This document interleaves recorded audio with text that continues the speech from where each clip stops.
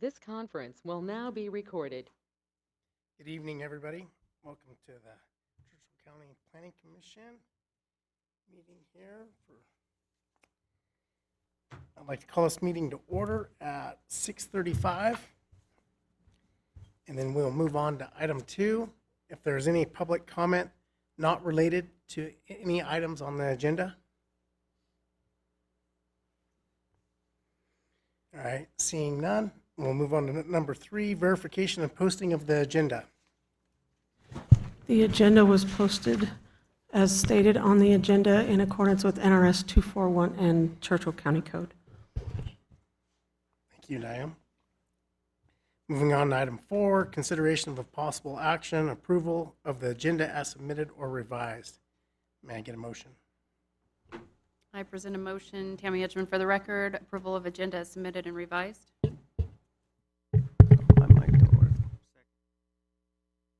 All those in favor, please say aye. Aye. Passes unanimously. Diane? Moving on to item 5, a discussion item.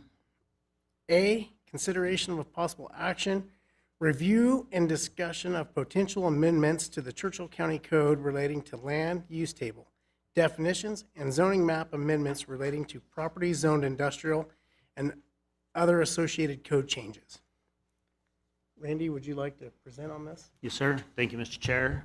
Randy Hines, Public Works Planning and Building. We have a presentation put together here for you guys. Diane, you can move on to the next slide.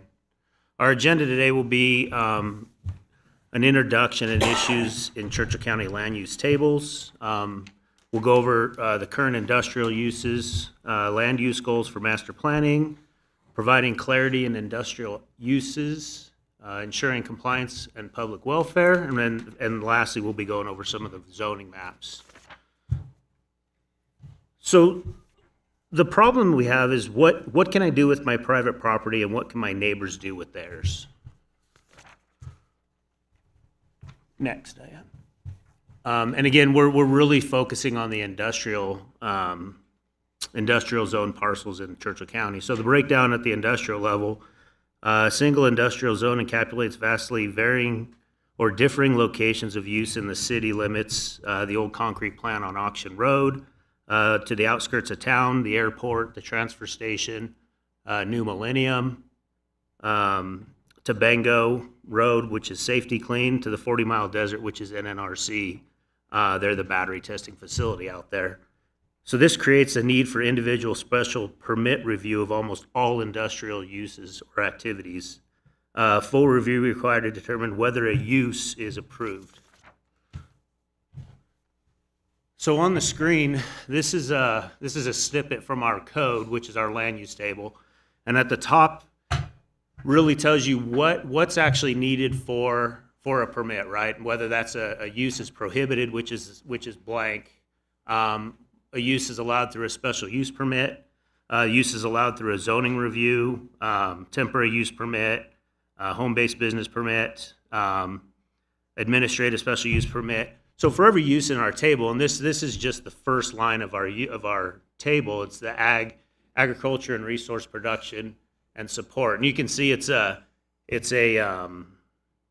use is allowed, or it's a zoning review across the board, right? If you go to the next slide, Diane, this is a snippet of our existing industrial use table. So the way this sits today is we've got warehousing, storage, and distribution, and light manufacturing, which, and I didn't do the zoning on there, but the industrial is the column that the hand is sitting over. That's the industrial zone in our code, right? The one next to the left is C2, and then I think C1 is to the left of that. Am I right, Dean? Okay. So as you can see in the row there that Diane's got the hand on, the first two are really light industrial, right? Which is why they require a zoning review. As you get farther down, this gets to be more heavier industrial, which requires special use permits. And as I explained before, with one industrial zone throughout the county, you're really stuck with requiring a special use permit for almost everything that comes in the area, because Again, it could be in the city limits, and it could be all the way out in the 40-mile desert. Go ahead and go next. So our planning, our zoning and planning goals is to have more clarity in our code, right?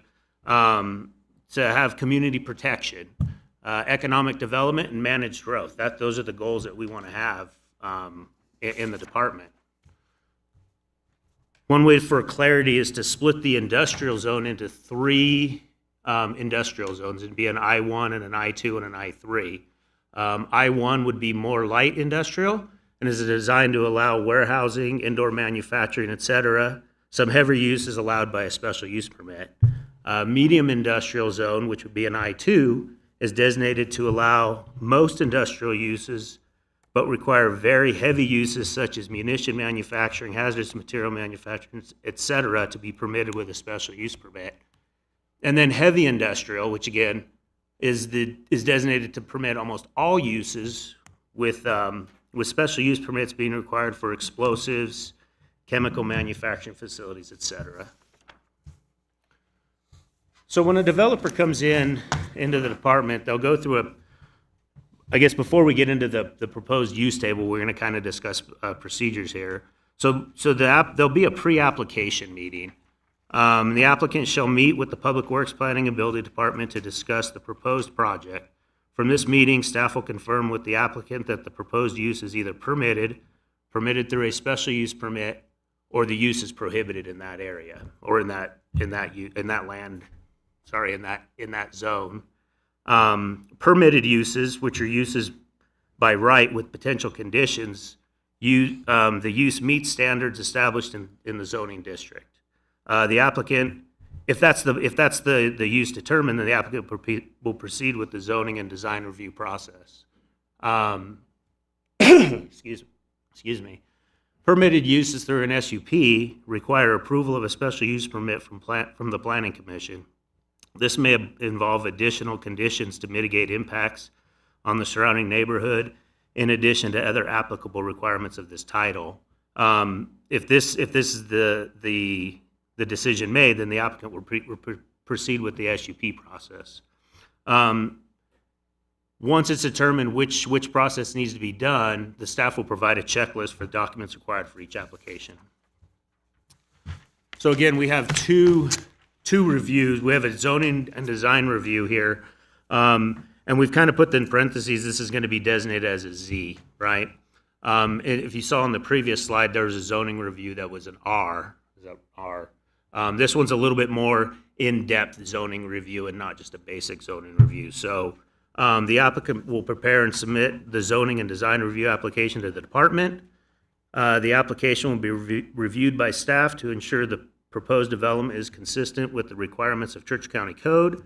Findings from a preponderance of evidence must indicate that the proposed use is compatible with the existing surrounding land uses and development, is in substantial conformance with the master plan and policies, and will be constructed and operated in full compliance of Churchill County Code.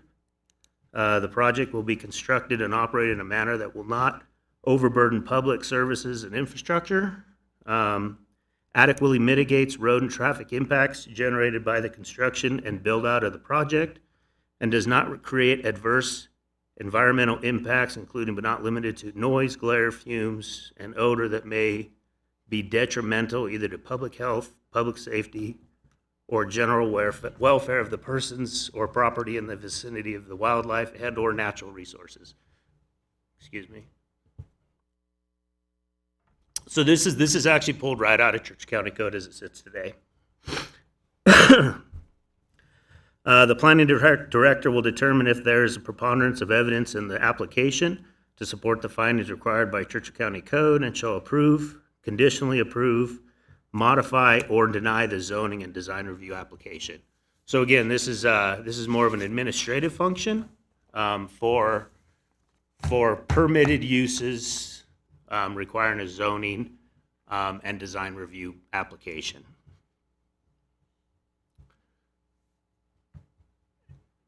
Other uses that require that are permitted use with an SUP will go through this process. Basically, it's the same process as the previous process. So the applicant will prepare and submit special use permit application to the department. The application will be reviewed by staff to ensure the proposed development is consistent with the requirements of Church County Code.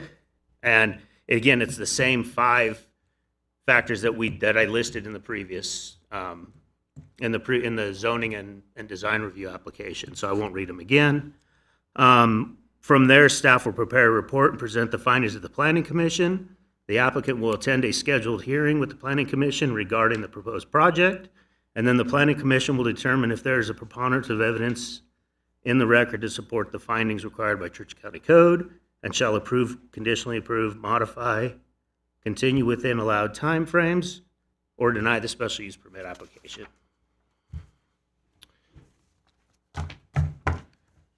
And finally, in the code as it sits today, there's a special use permit catch-all. And currently in the SUP, catch-all requires an SUP for 24-hour business, major traffic generators, any use of hazardous substances, and potential to use large quantities of water. Currently this catches almost all industrial uses and overrides the general use table. These impacts shall be addressed during the zoning and design review and special use permit review of an industrial project. These catch-alls will still remain in code today. If we proceed and this gets approved, the catch-all will still remain for commercial uses in the code. So with that, I'll ask if you guys have any questions or you want me to proceed. I'm good. Okay. So here we've put together a new, well, it's not new. It's a revamped industrial use table, right? And to give you a little bit of definition, the rows shaded in blue are new industrial uses that we've added. One thing that we've done to add clarity is to add more definition to each use, and or create new definitions for each use. So that way it gives developers, owners, they have an understanding of what actually that use is for, and it's not a discretionary thing in the department, right? Again, this is a working copy. This is kind of the first that we've presented to everybody, so keep that in mind. So warehousing and storage and distribution, right? That currently sits in our code. Those would be zoning and design review applications all the way across the board. Let me add here. In here, we've also added the I1, the I2, and the I3 columns in there as well. Right now, it sits to just be I in our current code. And then we've added a definition. So warehousing, storage, and distribution refers to establishments or places of business primarily engaged in warehousing, storage, and wholesale distribution, including but not limited to handling of material, goods, and equipment. We did add a warehouse, indoor or outdoor storage and distribution of hazardous materials. That we don't have in our code now, but we've added it. As you can see, it's not included in I1, but it's included in I2 as a special use permit, and it's included in I3 as a zoning and design review. And this would be warehousing, indoor, outdoor storage, and distribution of hazardous materials, including batteries, that involves the secure and compliant storage and handling of dangerous and toxic substances designated by the state of Nevada as hazardous. And then there's a little bit more in there. We've added another line for data storage and processing facilities. Again, this is a new line. It would be a special use permit in the I1, zoning review in I2 and I3. And these I1, I2, I3 will make more sense when we get into the mapping, and that's after we get to these use tables. And the data centers are data storage and processing facilities, electronic products, manufacturing, storage, and assembly. Includes all necessary uses necessary for data center operations. And again, there's some stuff that lists in there. You probably see these as you're going to Reno on 80. So general manufacturing, again, this is one that we have on our table now. These are zoning reviews across the board, except for our special use permit C1, which we're not really focusing on the commercials as yet. This is general manufacturing is used of land, building, or structure for purpose of manufacturing, assembling, making, preparing, inspecting, treating, altering, warehousing, and adapting for sale of goods, substances, articles, thing or service. With that, we've created another line for heavy manufacturing. Again, this would be heavy manufacturing includes large factories, refineries, munition, and operations with significant environmental, noise, and traffic impacts. Again, not included in I-1, included in I-2 with a special use permit, and permitted in I-3 with a zoning and design review.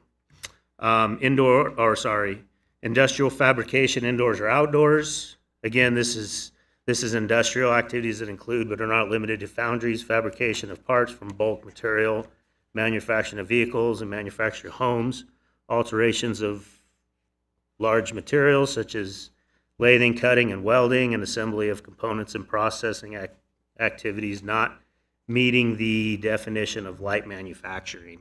Again, this is industrial fabrication. So in our current table, I think it's zoning reviews all the way across, except for in C1 where special use permit.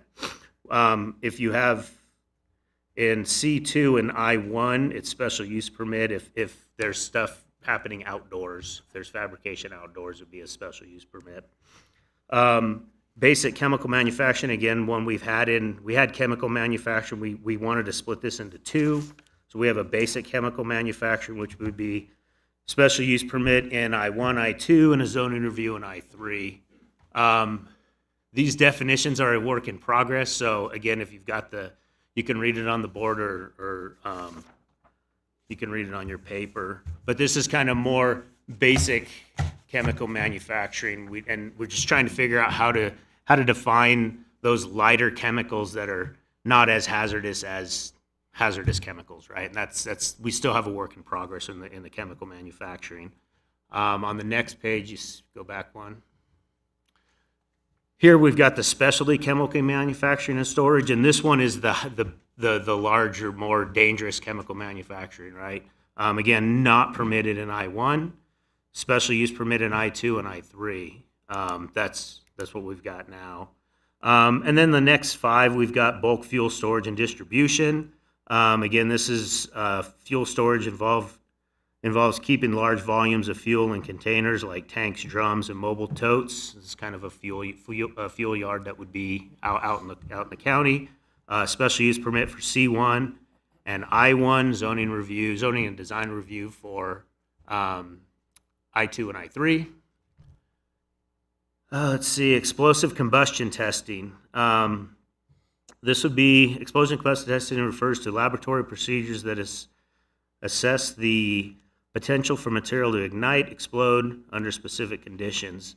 These tests are crucial in various industries to determine the hazards associated with handling flammable and combustible substances. Again, not permitted in I-1, permitted in I-2 with a special use permit, and then permitted in I-3 with a zoning and design review. Tire retreading, rebuilding. I mean, I think it's pretty self-explanatory, but special use permit in C1 or C2 and I1, zoning review in I2 and I3. Junkyard, salvage yard, wrecking yard. Again, I think it's self-explanatory. As it sits today, it's a special use permit in I1, zoning review in I2 and I3. Asphalt and concrete batch plants. Again, I think that's pretty self-explanatory. We've got had one in the middle of town, same as Hiskett and Sons out on Allen Road. C2 and I1 would be a special use permit. I2 and I3 would be a zoning review. And last but not least, in the industrial uses, we have a bitumen emulsion plant. Basically, it's what creates the oil for asphalt. Again, special use permit in C2 and I1, zoning review in I2 and I3. So with that is kind of the revised zone use table that we've put together for the industrial uses in that section. As you can see on the board now, go back up one, there you go. So this is the commercial. This is the commercial section. And really what we looked at, we're not really dealing with the commercial zone use part of the table today, but there are 8, 2, 3, 4, 5, 6, 7, 8, 9. There's about 10 or 12 that we feel fit in the industrial area that we want to kind of add what would be required in the industrial zone. So retail and wholesale, rentals and repair, again, zoning review in I-1, I-2, and I-3. A beverage distributor, again, that'd be a zoning review in all 3. An auction house, that would be with outside sales area and or outside speakers would be a special use permit in I-1. If they don't have that, it's a zoning review in I-1. And then a zoning and design review in I-2 and I-3. Personal storage or mini storage would be a zoning review in I-1 and I-2. Typically, it probably wouldn't have it in I-3. That's kind of more heavier industrial. This isn't that. We didn't feel this was a heavy industrial use. Storage inside a building would be zoning reviews across the board, across the industrial. Storage outside of a building would be a special use permit in the I-1, but it'd be a zoning and design review in the I-2 and the I-3. Temporary office, that's a temporary use permit. Typically, those are for temporary construction offices. So that's just an administrative function. Eating and drinking establishments, again, zoning review in all 3 of the industrial zones. Go to the next page. Laboratory and chemical testing, again, special use permit in the I-1, but zoning review in the I-2s and I-3s. Material testing, and this excludes explosive and combustion testing. That'd be in the industrial uses. That's zoning reviews across the board. And then waste collection services, again, special use permit in I-1, zoning reviews in I-2 and 3. The ones that weren't highlighted, we not saying that we're not going to address them, but we felt that these were the ones were more apt to be in industrial, the commercial uses to be in the industrial area. And then the last tables we have here is for, this one's for vehicle and equipment use.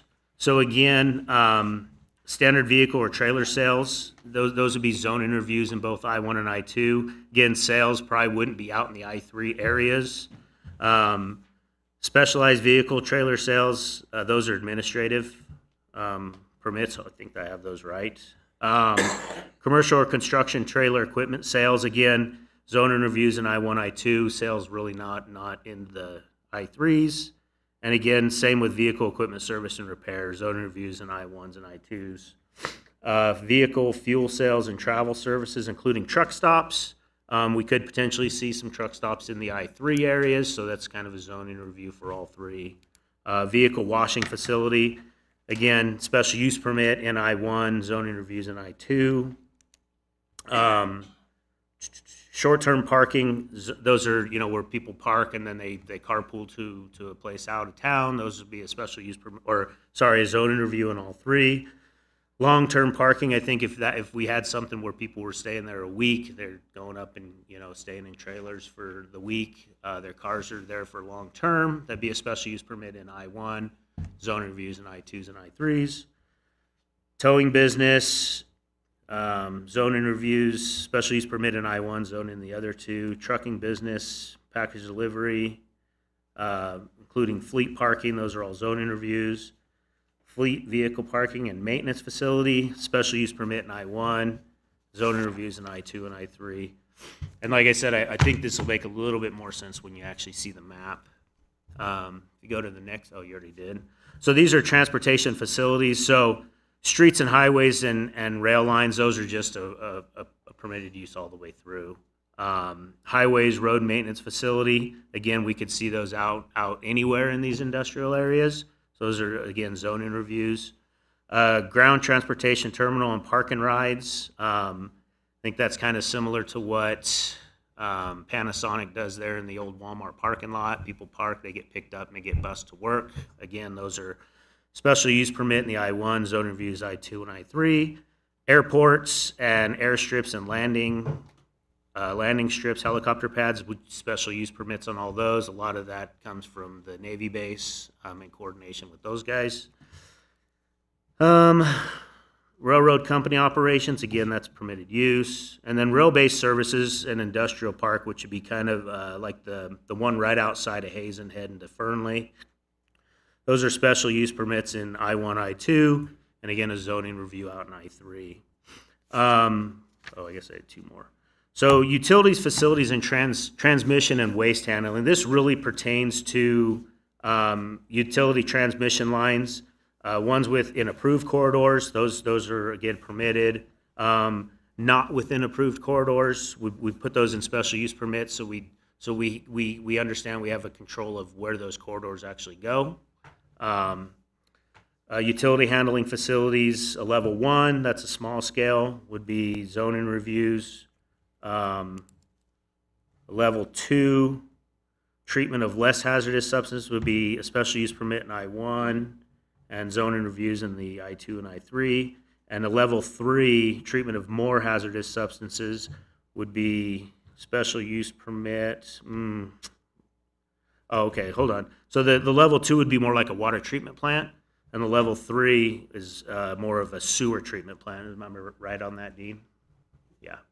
So again, if approved through a PUD, which is a planned unit development, that would be a zoning review. It's a special use permit if it's not. And again, in the I-2s, I-3s, those would be zoning reviews. Communication and tower antennas, those are zoning reviews. Recycling drop box station, again, zoning reviews. Recycling facility, if all operations are inside of a building, it would be a zoning review. If it's outside of a building, it's a special use permit in the I-1. And then zoning reviews in I-2 and I-3. Solid waste transfer station, the same, special use permit in I-1, zoning reviews in I-2 and 3. And then a solid waste landfill, again, I think that's like the city dump. Those are special use permits all the way across. I think we should really look at that one in particular and maybe, get rid of it in the I-1, potentially I-2, and that's more in areas farther out of town. And then I'm sorry, I thought that was the last page, but the last page is the energy production page. So we've got two types of energy production. So we've got fuel-based, which is natural gas, propane, oil, coal's probably in there. We've got private power generation. These are really small private power generations, special use permit in I-1, zoning reviews in I-2 and I-3. Minor power generation and fuel-based. This would be facilities emitting below major source thresholds as defined by the EPA Clean Air Act. So they've got a threshold in there that once they hit that threshold, then it would turn into a major power generation facility. So the minor one would be a special use permit, and I probably have to look into this one. We got a zoning review and a special use permit if it's over 40 feet in height, and then zoning review in 2s and 3s. And then the major power generation for fuel-based would be special use permits across the board. Same thing with power generation for renewable energy. Again, for the private would be a special use permit in the I-1s. Zoning reviews in I-2s and 3s. The minor power generation would be a zoning review or a special use permit if over 40 feet high, and that would be like a wind turbine or something like that. And then zoning review, bless you. And then zoning review in I-2s and 3s. And then the major power generation, which would be like a major geothermal plant or solar field. Again, those are special use permits across the board. So those are kind of proposed tables that, especially the industrial table, that was a proposed one that we've either added. We didn't really take anything away, but we've really defined the definitions in there. Once we get, if we get this going and it gets approved, we would really like to take that and really work that through the rest of our use table to be more clear in what those uses are. So the last thing before we get into the zoning maps is some of the public involvement, right? So as it sits today, well, I take that back. So For all zoning and design review applications and special use permits, all notices will be sent out to the neighboring properties, right? Notices will be sent to property owners within 300 feet of the exterior boundaries of the subject property. At least 30 unique owners nearest the subject property must be notified or noticed. If there are not 30 property owners within the 300-foot radius of the subject property, the distance will be expanded until we get 30 unique owners. Just to give you a little bit of information, NRS, and that's Nevada revised statutes, they have theirs is just the 300 feet. We actually go above and beyond by making 30 unique owners on all of our public notifications. Receipt of input by the public in mitigating impacts of the community due to the use. So again, we get comments back, we put those into consideration in the decision made, whether it would be for the zoning and design review, or it would be for the special use permit. And focusing public input into addressing mitigation rather than disputing whether the particular use should be allowed. So again, the comments we get in, those are used to put conditions or to ensure that we are meeting all the requirements of code as far as public nuisance and so on and so forth, the stuff that we talked about earlier. And then one other thing that we'd like to do is we'd like to create a link on our Public Works Planning and Building website to post these applications for public viewing, right? Again, we're not trying to hold anything back from anybody. And I know, some of the concern we've had is we don't notify enough people, but again, this I think would help, get that word out there for you guys. So I know that's a lot, but I don't know if there's any questions before I get into the mapping, or you just want me to go right into the maps. I think we can review the maps and then Okay. kind of come back to it. Cool. That way we have an idea there, yes. sir. Next slide, please. So this is not the entire Churchill County, but this is all the industrial zone or industrial zoned parcels that we have in the county.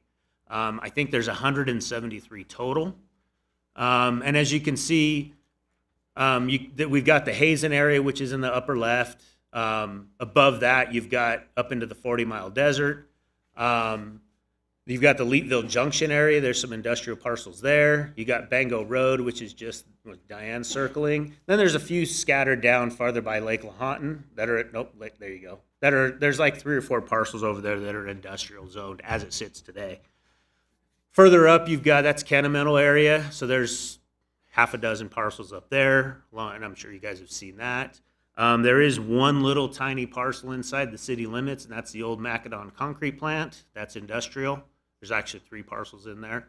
The other parcel in that square, that's the airport, Rattlesnake Hill, the transfer station, and some additional parcels over there that are zoned industrial. We've got one little parcel off, what is that, 950, heading towards Austin. There's one little parcel there. We got about a dozen parcels or so south of the naval base. And then we've got the very bottom one, that's the dump out there off 95. So as you can see, this was the issue we're talking about. We have one industrial zone that encompasses a big area of the county, right? So you could have, as it sits today, some of our heavier industrial uses right next to town. And that's what we're trying to alleviate with this proposal here. So go ahead into the next one. So again, same map, but what we've done is we've done a proposed I-1 zone, the proposed I-2 zone, and the proposed I-3 zone. And we'll get into those expanded areas just because it's hard to see those parcels. But as you can see in Hazen, there is some residents that are around Hazen, and we've done some I-1 industrial zones around the town, but then done some I-2, and then as you get further away, we've done I-3, right? Same thing there by Bango Oil, the stuff, and this will get a little bit more definition when we get in expanded views, but along the highway, we've got some I-2, and then I-3 as you get farther away. In town, Leetville Junction, New Millennium area, those are I-1s because they're around houses and stuff. You get out towards Leetville Junction, there's not much there except for maybe some commercial. Up by the Kennemetal, again, along the highway corridor, we're I-2. And as you get half mile out, you're more I-3 uses. The stuff east of town would be I-1 along the airport, Rattlesnake Hill, and then more I-2 as you get towards the transfer station and stuff like that. I think there's a transfer station, a junkyard, a recycling station, and then I think it's just kind of vacant lots out there. I-2 along the highway, that little parcel there, I-2 south of the base, and then again I-3 out at the dump because it's out of town, right?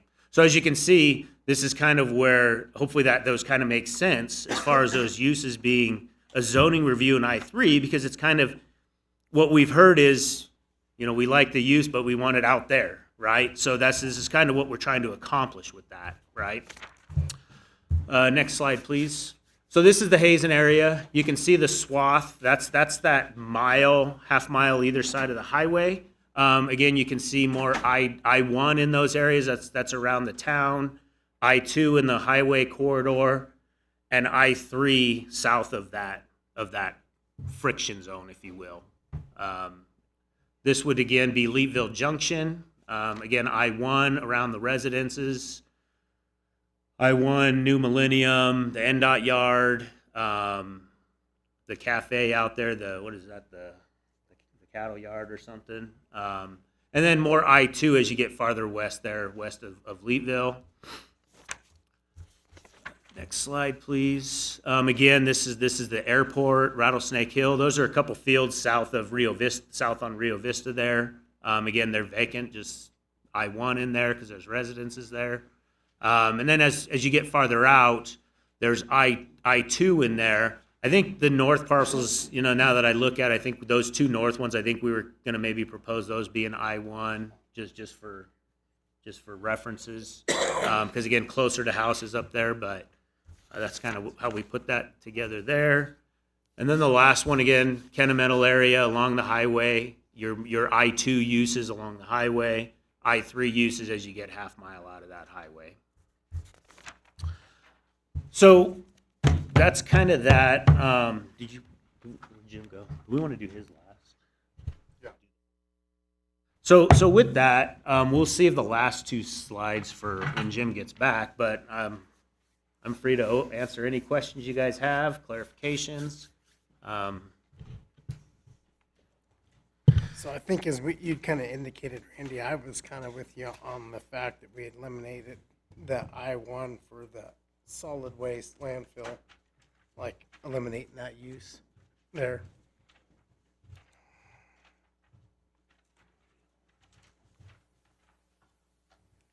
It's under the utilities, facilities, transmissions, and waste handling.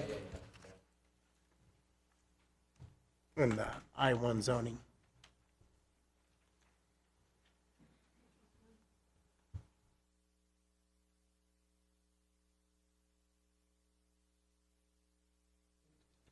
Hold on, we'll move on to public comment here shortly. Mr. Chair, Vic Ansodi for the record. Randy, I'd kind of like to see major power generation excluded from I-1 as well. I don't know if we can talk about that. I feel like all the I-1 having a major power plant next to that would be pretty terrible. Sure. Again, this was kind of a stab that we had put together. So that's why we're here to discuss that, right? You're right. A major power and I'm looking more. I don't think we really have a major fuel-based power generation in town. But and you'll see on the last exhibit, we do have the NV Energy solar plant or solar field out there in the north of the 80, and that covers 4.5 sectional lands for phase 1. That would be a major power generation. That is probably not something that we would want in an I-1 zone for sure. So, and again, same thing with fuel based, right? You probably don't want a big power plant right there by New Millennium, let's say.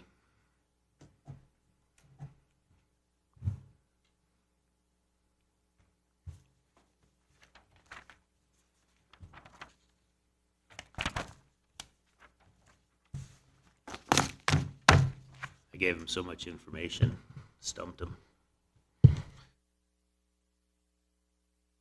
Randy, I just want to also say this was a ton of work, and the information is great, so thank you. Your guys' team did a great job. Yeah, Joe Frey for the record. Yeah, I'll echo Victor's statement there. You guys did a great job on getting this put together. One question I had is, in the future, as we've got the checkerboard scenario going up, will there be opportunities to swap federal lands? Will that start looking different in the future as things progress? Yeah, so that's actually our final slide.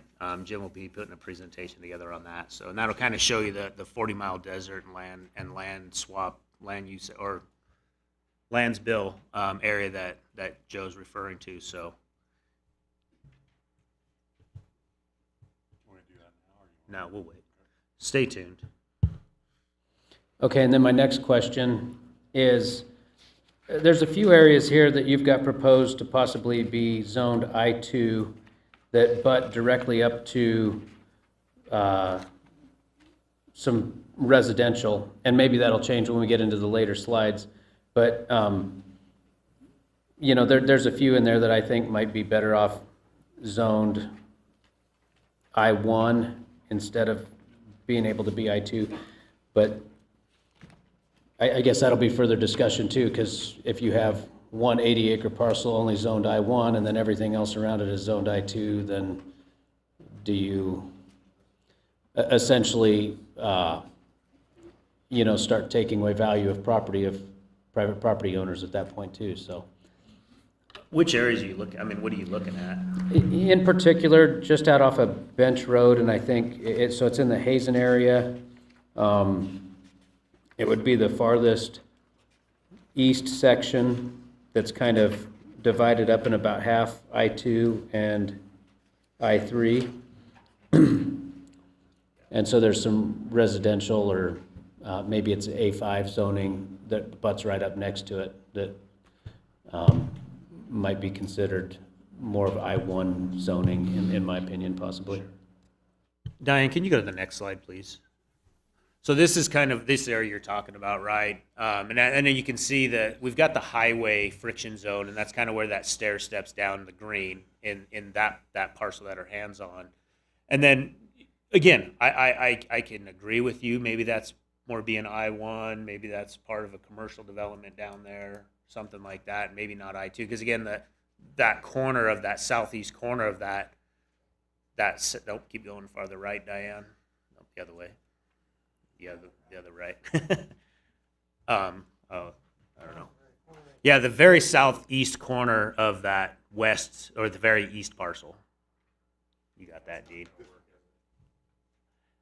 Yes, that one right there.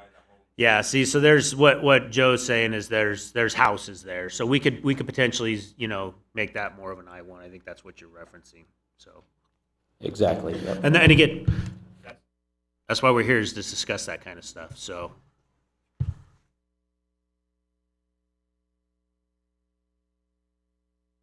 And I think if that was something that we wanted to do, we could potentially go I-1, I-2 next to it going west, then I-3, you know, make that buffer area where you're lighter industrial by the residences, but as you go farther west, you're more medium and then heavy industrial as you go farther west. So.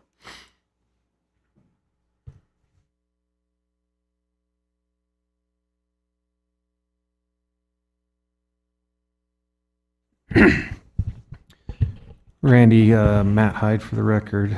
I'm looking at the basic chemical manufacturing and storage, and for me, I wouldn't want that in I-1.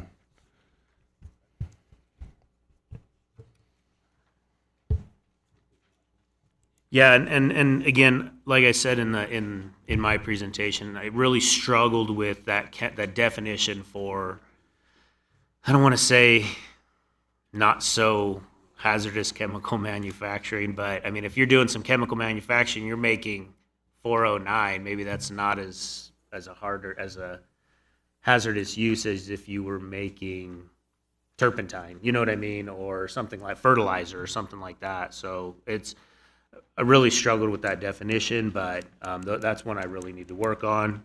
But again, I mean, right now we did have, we have that as a special use permit. So I mean, I guess I'm not opposed to it being out of that I-1 area. As long as, I mean, you guys agree.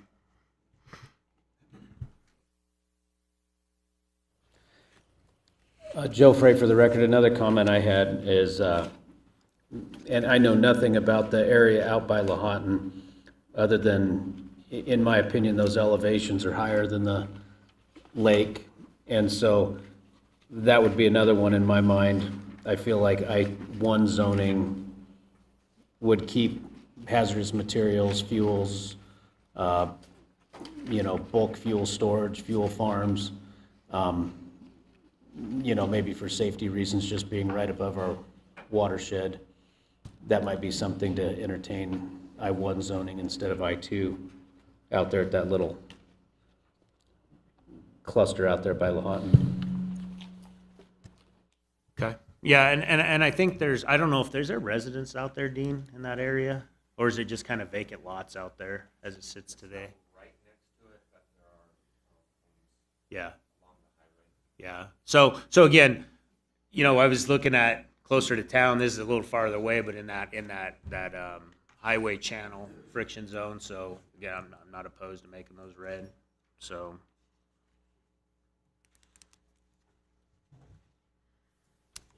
Again, Tammy it's. Edgman, for the record. Oh, sorry. That's okay. I think we should change around the Fallon Municipal Airport. Some of that green that's right up against residential should go to I-1 as well. Back to the orange.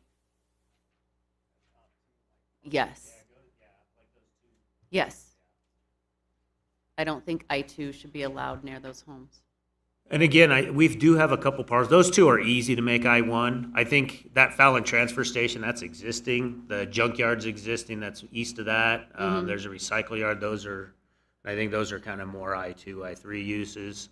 The parcel that's just adjacent to the east of the airport, again, is that federal there? Oh. Again, that we've done a couple parcels where you kind of have a split zoning or a friction zone in there where a portion of the parcel closer to residences would be more of an I-2 use, and then as you get away from the residence could be an I-3, so that could be like a split zone parcel, potentially, or we just make it red in an I-1. So again, suggestions.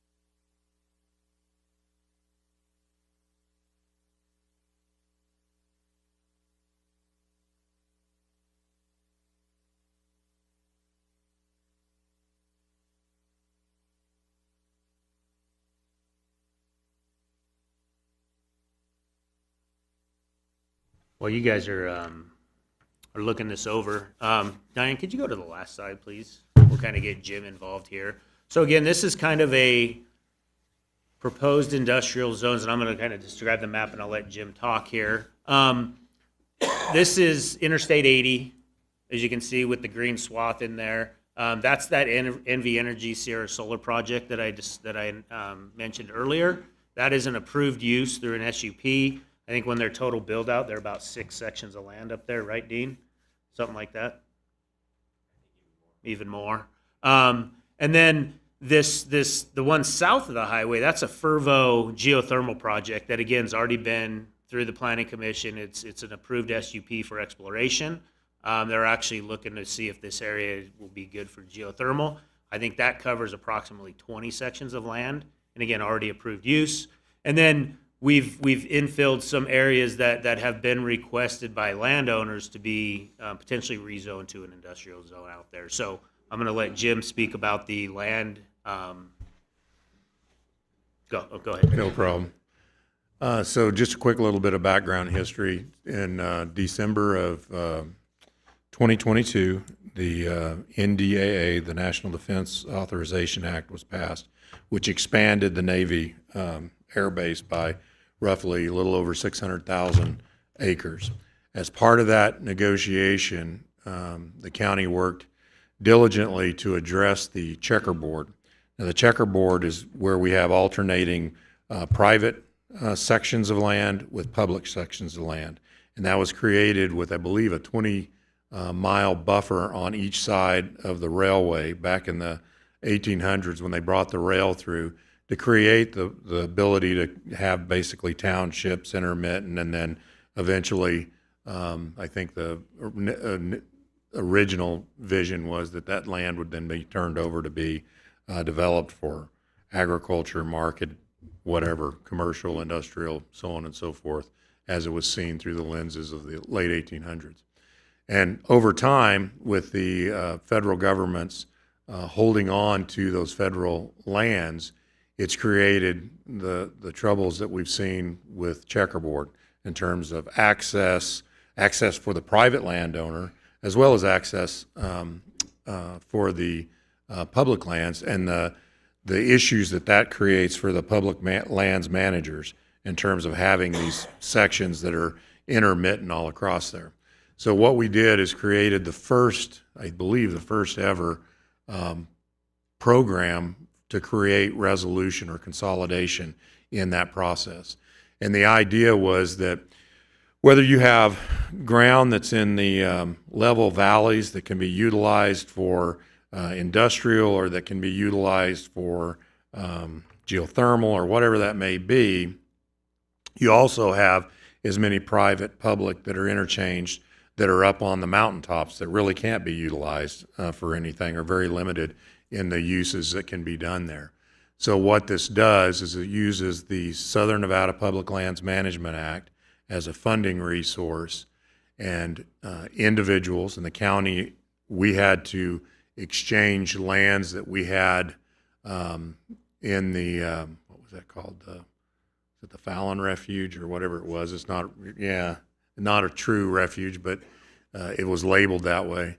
And then lands that were taken over by B20 expansion that the county had and owned in a trade for a direct conveyance of roughly 14,000 acres. And those acres are, there's some up by I-80, there's some out by the airport, and there's some that are just north of the sewer treatment plant is the largest bulk of them. And then there's some little pieces, adds on to the dump for the city and so on, that are spread out that were municipal needs or uses. So that is a separate set of land that will be conveyed that the county could then use for economic development purposes moving forward, because more of the county's land was taken for the base that can't be utilized for that. Additionally, the law was written in that basically if you're a private property owner and you have, let's say, one of those sections that's at the top of the mountain, and you say, well, that would be a really nice piece of ground down there along I-80 that's currently federal ground that the BLM agrees that they're willing to dispose of, then basically that goes through NEPA, cultural review, all those things, and then you're able to swap that. So that piece of land that's up on the mountain then becomes a piece of federal ground. And every time you put a piece of federal ground up on top of the mountain, it's surrounded by 4 other. You've just made a block of federal land. And so the idea is along those mountaintops, those areas that wouldn't be usable really for this kind of thing, you'll consolidate that federal land, and in those valley areas, we'll be able to consolidate into larger swaths of private land that can be utilized for for things in the future as we see growth in the county. So as you look at this particular map, what you're looking at there is existing private parcels that has owners that are asking to have these zoned for industrial. So you see where Hazen is. So that basically follows, excuse me, along the railway. That one's pretty obvious. You can see there. And then to the north of that is, which would be north, I don't know how they refer to that. Is that the north 40-mile desert, or is that the south 40-mile? That's a south 40-mile desert. And then all of that would be to the north of 80 is the north 40-mile desert area, which then would be utilized, a lot of solar, a lot of energy, a lot of power projects that folks are looking at going out in those areas. So at that time, then we would be able to do that zoning. But what you would see, which I think Joe Frey was referencing, is that you're going to be seeing more consolidation of kind of runs of federal ground over time. And it isn't going to, it's still working with the federal government, right? So it isn't going to happen very dang fast.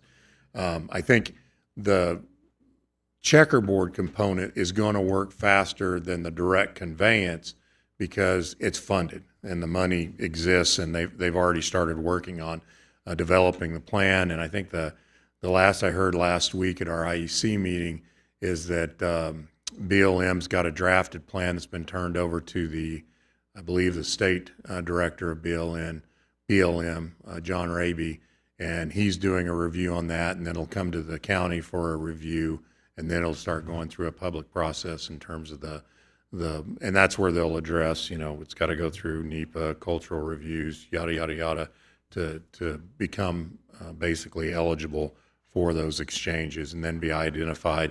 And then the county sits at that table between the private property owner and the BLM as one of the entities that has influence on, as I understand it, what they're telling us of how that would all go down. But that could also be the county as well, where the county has sections of land that are not federal. Those could be exchanged and then utilized as well for economic development moving forward. Thank you, Jim. Just to add a little bit more information in here, as you can see, this kind of follows our concept that we have in the proposed zones of our existing industrial parcels, right? There's really no I-1 out in these areas, except there is a little bit down there in the Hazen, which would be I-1, then I-2, and then as you get out there in the 40-mile desert south, it's kind of all I-3.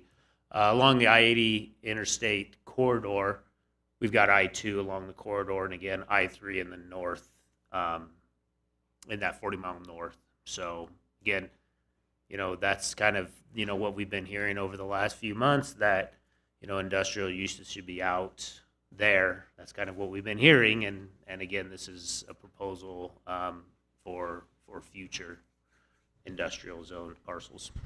And the only thing I would add to that is this directly is tied to and follows the master plan and the development of the master plan that was put together when Joe's dad was a commissioner 20 years ago now at this point. So I mean, basically in that document, they've identified that all that growth, all the industrial, all of those kind of industrial pieces would go to that kind of north eastern direction, and then the other being that we protect the city and the area of Fallon, and we have that one residential kind of area. We don't see housing and those other things moving out towards there.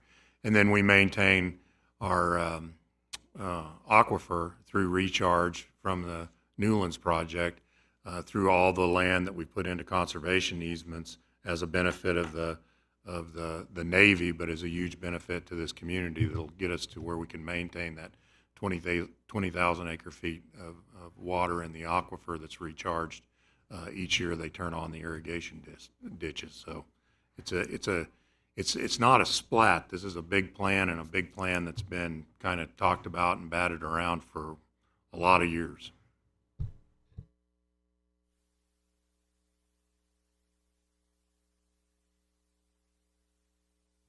Thank you, Jim. Is there any more discussion from the Planning Commission, the commissioners?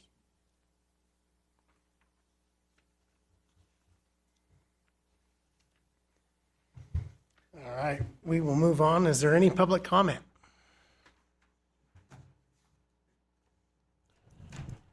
Zach, there was a comment emailed, if you would mind to read that into the record. Yeah, I'm not feeling all that good with my voice. So Dean, could you read that in to the record? Or Randy? I'll take care of it. Thank you, Mr. Chair. We received an email public comment from Avita Keller regarding agenda item 5, which is this item. She wrote to express her concerns, not about the changes themselves, but specifically one of the locations. She asked that we read this into the record. Specifically, her concern was the property that was just next to the property at the lake. It's already been identified by you as the commission as not being appropriate for a level 3 or heavy industrial use, and that would be detrimental to the lake and to the state park. She asked that you consider that having any industry close in proximity to Lake Lahontan be categorized as light industry only. Thousands of people utilize the state park every year, and that she requested that industrial property be limited to light industry only. Thank you, Joe. And you have public comment. Can you please state your name and address for the record?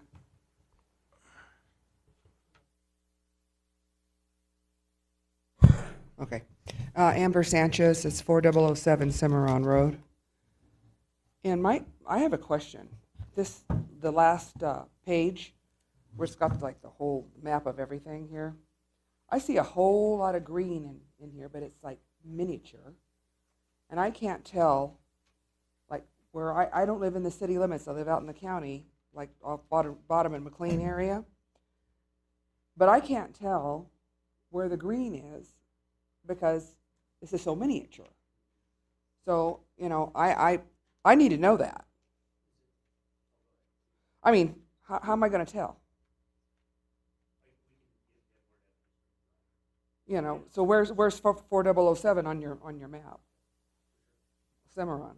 So I know if you've got any industrial proposed plans to put the I-2 out there. I mean, how am I going to find that out? No. Right now? Yeah. You're going to blow that up? Okay. Yeah, 'cause I need to know that. And I think a whole lot of people do because I see a lot of green. Thank you. Thank you. Can I do one quick clarification? Recognize that, maybe you said this earlier, but the city has its own zoning that's outside the county, like, so you don't see colors in town and everything. That's because we wouldn't be the authority of the zoning in the city, just for clarity. And thank you, Jim. Do you want me to address that? Yeah, Randy, if you could address that right now while we're all paying attention. Yeah, so Diane, if you could just expand that. Okay, yeah, zoom into, let's go zoom in some more and scroll down a little bit. So again, you can zoom in a little bit more. So really, now pan over. So again, that whole, you see the industrial red and the green on the right-hand side of the screen? That's the airport, and then the other side is Leetville Junction. So in between those is town, right? There is the little circle. You can see that little circle in the middle of the city limits, Diane, right? A little bit more to the right there. That's the old Macedon concrete plant. So that's right over here on Auction Road. There is no industrial from, say, Williams Avenue until you get south of the base. There's no existing industrial parcels within the county, unless there's something in the city limits that's zoned industrial. Nothing proposed either. So again, just so you know, this workshop is to address the current industrial parcels as they sit today. We are not proposing any new parcels. The last one, Diane, if you could go to the last screen. Randy, can I interject for a second Yes, too? sir. Just to say that a different way. Anything that's zoned anything other than industrial right now is not even being discussed. There's nothing residential that's going to be rezoned to industrial. We're only talking about industrial and making subcategories of industrial zoning. Okay, so stay there and pan. I only brought that up because it says Churchill County proposed. So this is the exhibit you're talking about, and this is the one Jim spoke about. As you see Hazen, right? all these ones that are proposed are parcels north of Hazen to I-80 and then north of I-80. We're not proposing anything southeast or northeast of Hazen, right? So we're really concentrating on the checkerboard area, which is north. It's north of Hazen and north of I-80. So nothing within town. So again, And these are proposals by the property owners or the property controlling entities by lease.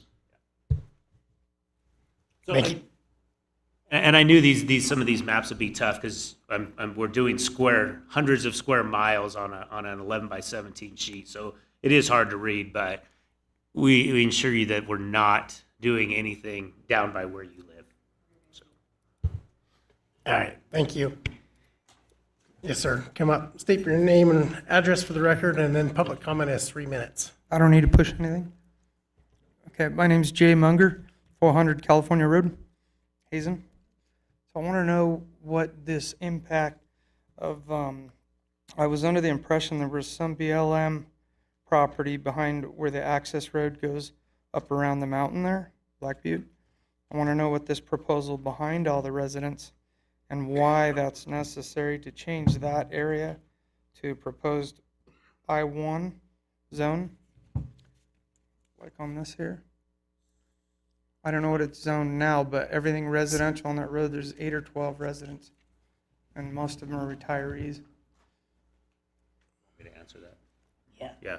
So again, just like we said before, this is an already zoned industrial parcel as it sits today. Okay. So we're not trying to change the zoning. It's already zoned industrial. Okay. We're just saying half of that parcel would be I-1 and the other half would be I-2. We can make the whole thing I-1 if we wanted to. It's just we've got Right. that friction zone of the highway that we say, well, you could put a little bit heavier medium industrial in the back half of that parcel, lighter industrial towards the town. Right, I'm just curious how that's going to impact us, and I also had a suggestion to be entertained. I don't know who I would mention that to, but in between those two mountains up there, the saddle of the butte, it's like, I don't understand why Churchill County doesn't entertain, if that's BLM, for like a special use for maybe the high school or something like that. Maybe at some point, some sort of observatory type, maybe on a minor scale with low maintenance, they could use because there's low light interference out there. And as Fallon grows and the base as well with the light interference, if there was any kind of exchange of lands at some point, it's nice and flat between there. And I believe that as the gateway to Churchill County coming from the expansion would represent Churchill County very well. So I know that the geothermal plant has had topics come down to here, and I'm not trying to run interference with the way they operate and their expansion, as long as it's not dropping our water tables for our wells and stuff like that. But I believe there should be a level of contribution to the community at some point, because it's from the newspapers that I have kept. There's a planned expansion out in the east valley of Hazen for a warehouse, and the property's been purchased already. So if that's the case, Hazen's going to expand, and that'll be part of Churchill County, which will be the gateway into Fallon. So I think that would be good representation before there's a lot of light pollution developed there. So thank you. Thank you. Is there any other public comment? Please state your name and address for the record. Kathy Harris, 9525 Reno Highway. It's pertaining to the 1.2 map on Wheatville area, because that's where I'm at. My question is the red. My question is that red that starts from the Reno Highway there, the 50, is that north of the tracks, or is it north of the highway and it includes the tracks?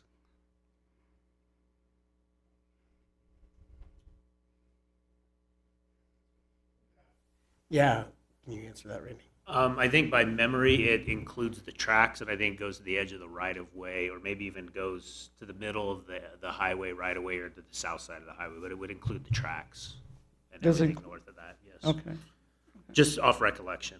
okay.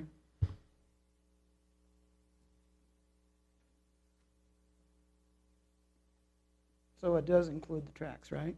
Okay, okay, thank you. Thank you.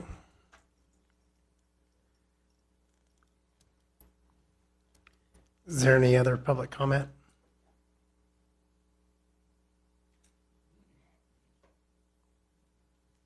All right, is there anything else from the commissioners or the planning department? So I guess kind of maybe where we go here is, again, this was something that we've spent the last couple of weeks putting this together. If you were just kind of getting feedback on if this is kind of the direction you guys want us to go. Again, this is the time to, a lot of information on here, so I don't think we can hit it all. But if you do have some recommendations, comments, it'd be just nice to have before we really dive into this, and get something presented to you guys. So that's kind of my only request. Thank you, Randy. And I think, yeah, we can probably all take this and review it, and if we have any suggestions. When were you thinking of having another meeting on this? So that's a good question. I guess it's kind of, if we want to give, a couple weeks for you guys to give comments, do we need to, do you guys want to do another workshop? Do we want to just take comments and finalize it and present it to the planning commission? I guess and I'll kind of let Joe chime in as well. Sure. So I believe at this time what I would recommend from the board is a decision as to whether you would like to have an additional workshop where you would receive, again, this information, potentially provide comments as you've already provided initially today, whether you had additional comments and changes you'd like to see made and have time to think about it. In that case, we would set up another workshop possibly at the end of next month and then discuss it again. Alternatively, if you've reviewed this information, you're generally satisfied with it as it's been presented today, you don't believe that you have significant changes that you would like to see made, in that case, we would finalize these materials, prepare the code to match exactly more or less what you've said today, and then we'd present it to you in the form of a planning commission meeting, either next month or the month after that, based on our ability to get it finalized. And that would be a time of decision. And so that would be it would be in front of you for decision at that time. You absolutely could make recommendations or changes at that meeting, but I guess what I'd say is wholesale changes would be very difficult to make at that meeting. So if you want to change, like you discussed today, one particular spot in I-1, you want it to be prohibited instead of a zoning review, those types of changes are completely acceptable at the meeting. If you want to say, I really want to go in and potentially change 2 or 3 different parcels, and that starts to get to be more of another workshop. And so it's the board's pleasure, whichever way you'd like to go. Thanks, Joe. Mr. Chairman, once the final plan is established and ready for decision, will there be a public review time period, or will it only be during that meeting when it's presented? So this will be a zoning change as well as a code change. And so the process will start with the Planning Commission. There will be, as any other public meeting, a chance and opportunity for the public to be present and provide comment during that meeting. Based off of that meeting, it will be a recommendation to the Board of County Commissioners as far as zoning changes as well as code changes. And so it will then go to the Board of County Commissioners. The actual zoning change is a single hearing, and it would be up to the board to make its decision at that time. The code changes is a 2-part process. It'd be 2 separate meetings, an initial first reading of the code, and then a second reading and final adoption of the code. And so for the code portion, it will be at least 3 meetings. Thank you for sharing that. Mr. Chair, Joe Frey. I personally feel like with the recommendations that were made here this evening and some of the public comment, I think we're close enough to, if the planning department thinks it's good to make some of those recommended changes and bring this to the planning commission at the next available meeting, then I think we proceed that way. I don't feel that we necessarily need another workshop to move on. I think we're pretty darn close. Thank you, Joe. Yeah, and I'll follow up with that. We'll just have to sit down and see if this is something that we can get prepared in the next week and a half, really. I think we Yeah, gotta or, meet before. or even if it's next month. Yeah, so I'm not sure. We'll So- just have to sit down. Yeah. It could be the following month And then- if you guys want us to And proceed. I kind of concur with you, Joe, on that. How do you feel, Tammy? I think we're close as well. I definitely think that what was brought forth today needs to make, those changes need to be made. And then if we could go through the finalization of what you have given us, like Matt made some recommendations as well as Joe, and if those are made as well and taken out of the, I think by the next meeting that we can definitely have some insight. Do you want us to submit everything in emails or? Yes, that would be the best way. So like within 10 days, submit any changes we'd like to see made? Yeah, I would say so. And then that'd give us some time to, we can even give an update in that July meeting as well, kind of where we're at. And if there's anything that was missed and you guys want to bring it up in that July Planning Commission meeting, then we can definitely, that gives us time to add it before we get presented in August, so. And then how do you feel, Victor? Yeah, absolutely. Again, Randy, thank you guys for the information. It was great. It was really good to see that you guys want to move forward with this zone change to keep that stuff out of the community and get that heavy industrial north of town. So I agree with Joe and Tammy. Thank you. All right, thank you, guys. So it looks like, Randy, everybody will put their suggestions in over the next 2 weeks, and we can even discuss if we need to at our next planning commission meeting so this would come back in the August meeting, most likely, or, I mean, if everything goes as planned, so.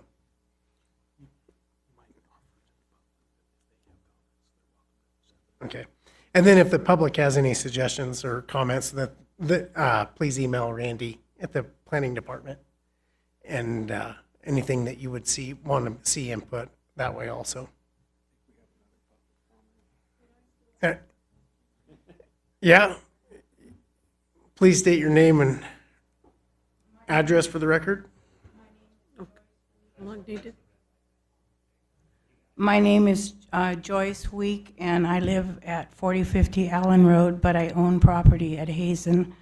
I own that shop and property that is right below the overpass, and I'm having trouble understanding the map to know, because there's a little white thing there where I think my shop is supposed to be, and I'm having trouble with it. My husband did all this, and I don't understand this stuff.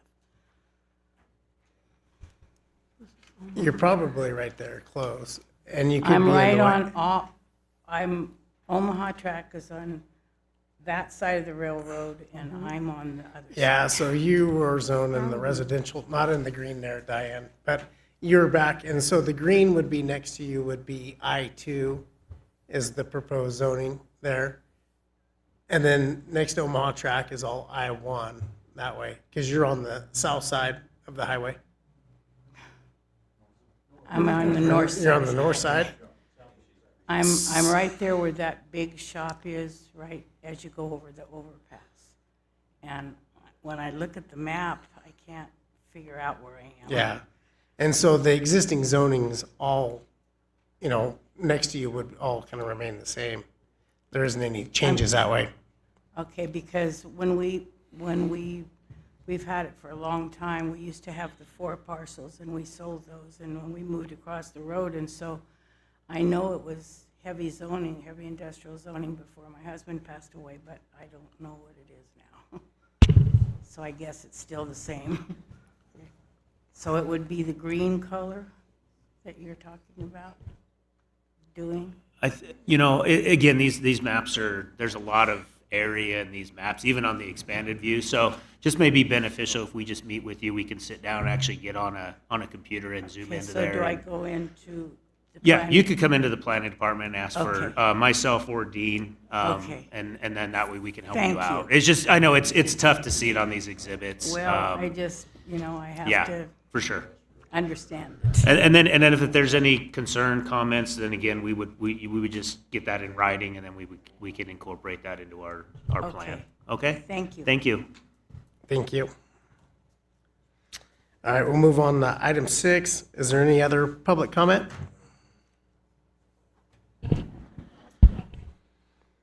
Seeing none. Item 7, this meeting is adjourned. Thank you guys for everybody for coming.